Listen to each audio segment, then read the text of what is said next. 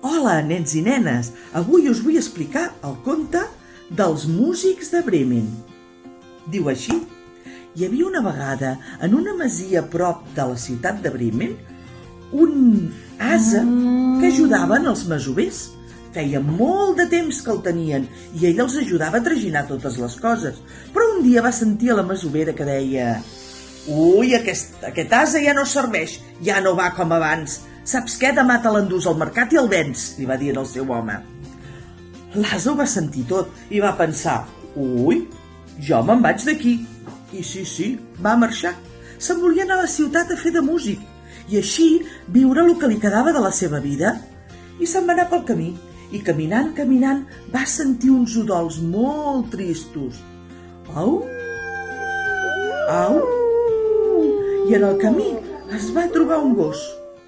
«Ai, ai, què passa? Per què et queixes tant?», li va dir l'ase. «Ai, la meva mestressa no em vol. Diu que estic molt bé i que tot el dia dormo. I ara em vol fer fora de casa». I l'ase li va dir: «Per què no vens amb mi? Mira, jo me'n vaig a Bremen. Faré de músic. Vine amb mi i fem de músics tots dos». I el gos va dir: «D'acord, vinc amb tu».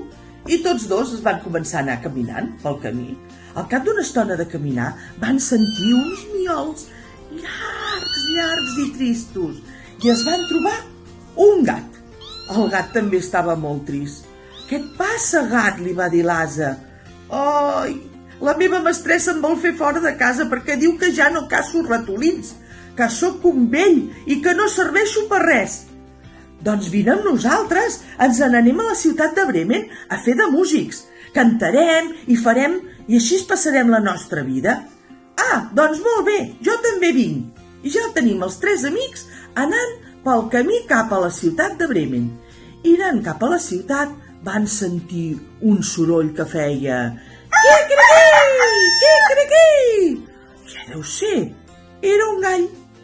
Un gall pobret que cridava: «Ai, ajudeu-me, ajudeu-me! La meva mestressa em vol fer el forn.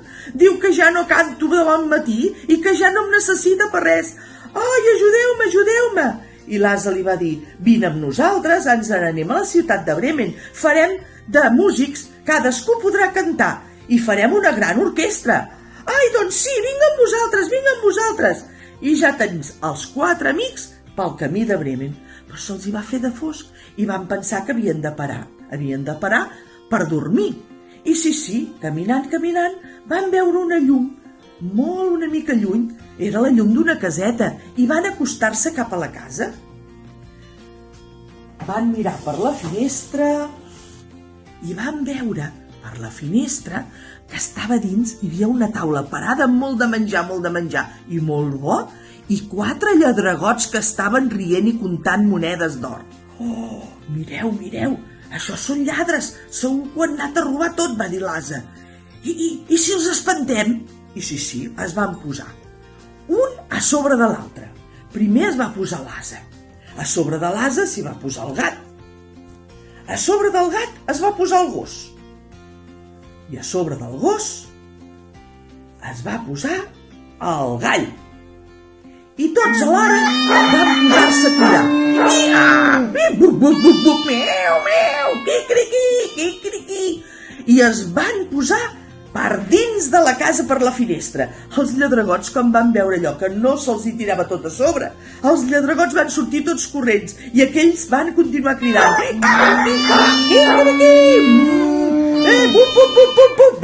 «Meu». I els lladregots van sortir corrents i ells es van quedar amb la casa i van estar molt contents.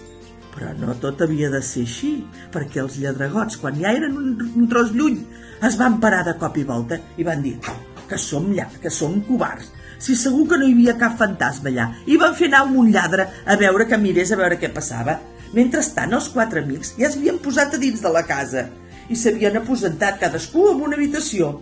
I van sentir com el lladre entrava.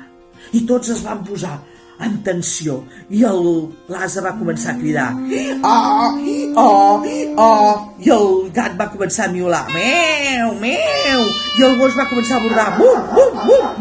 I el gall: «Quicriquí!». I el el lladre no va ni entrar per la porta, va començar a córrer i els hi va dir als altres lladregots: marxem, que sí que hi ha fantasmes, i no van tornar mai més. I els 4 amics es van quedar en aquella casa per sempre més a viure i de tant en tant anaven a fer de músics a la ciutat de Bremen, on els agafaven a les festes dels nens i nenes que feien aniversaris, i d'aquesta manera van viure tots 4 molt feliços fins que les seves vides es van acabar. I vet aquí un gat i vet aquí un gos, que aquest conte ja se fos.